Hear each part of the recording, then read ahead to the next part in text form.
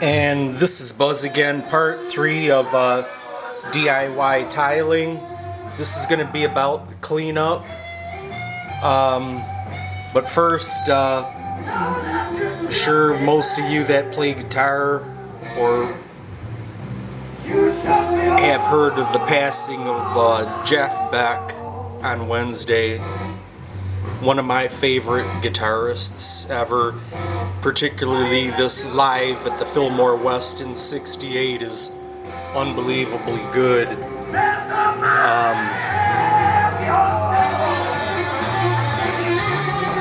So what I'm going to show you real quick here is how I've been cleaning up successfully. It's been about 40 minutes since I laid these tiles down. I only did 2 rows in one. If you run out of mortar, don't go try to mix up more, because you'll be mixing old mortar with new and you would have to clean out your stuff. It's just not worth it.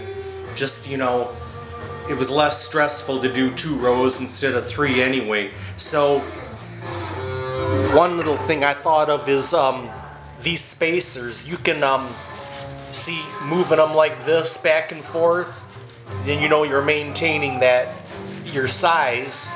And once they're in a booger form like that, you can clean them out. But if you wait till tomorrow, this stuff will be rock hard. You won't be able to do that. And you don't want to disturb the tiles. If you have to put one hand on it like that to kind of steady it, you know, on your most recently laid ones. So once they're in booger form like that, and that goes for the floor, any places that you drop the stuff, being careful not to disturb the tiles. See how it's boogering up? Then just take a shop vac with an attachment and get up as much of that as you can. Now when it comes to actually cleaning off the tiles you'll have to be able to take out these spacers. Just make sure the tiles don't move. You'll have to take out the spacers in order to wipe with a damp rag, not too wet. You don't want to introduce fresh water into there.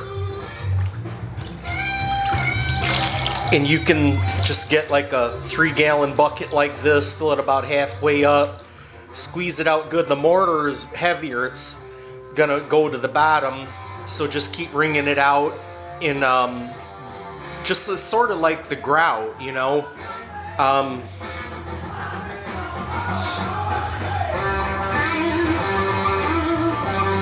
And this will take me about an hour. This is what I was talking about before, is that you don't want to do too much because your cleanup time will take too long. And even if you had the whole day off, which I don't, you'll be fatigued. And if you try to lay too many, your mortar, it'll be sitting there too long. And this all applies to beginners. Maybe if you've been doing this for a long time and you've done many tile jobs and you've been professionally taught, that those kind of rules would change a bit. But so that's how you clean up, is scrape. And porcelain is pretty resistant to scratching. You can gently go like that, you know, to get most of that stuff up. If you can get it up dry, get it up dry. But because when you try to wipe it off wet, it's going to take more work and stuff. So I'm happy with the results I got today, the progress and everything. So R.I.P. Jeff.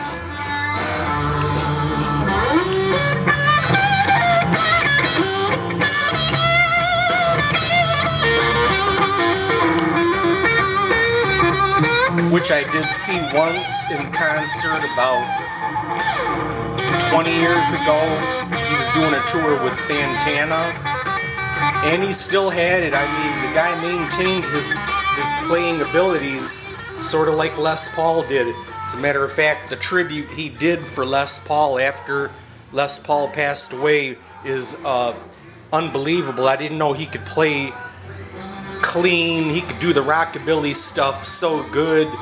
That's what his roots were. His first ambitions came from stuff like Scotty Moore and you know, the rockabilly sound. And one of my, like I said, one of my favorite guitarists that there ever was. And other people impressed that upon me. I know this doesn't have nothing to do with Tile. You can end it now if you're not really into this, but I know if you're following my videos because of my guitar making, then it might be interesting. But I had a friend, he said, you know, Jimmy Page, Eric Clapton, and Jeff Beck were all in the same group, the Yardbirds. Who was playing lead guitar? Of course, it was Jeff Beck. Of course, I know you had Jimmy Page on bass, and then they just exploded with Zeppelin 1 with, you know, some of their best stuff. So, but that's the fact of the matter, and I had other friends that told me that Jeff Beck was the best. And it wasn't like I was getting in an argument with them, you know, because they knew I liked Hendrix and Page and all that stuff. So you can't really pick one as your favorite, you know. But he certainly was an amazing guitar player and will be missed.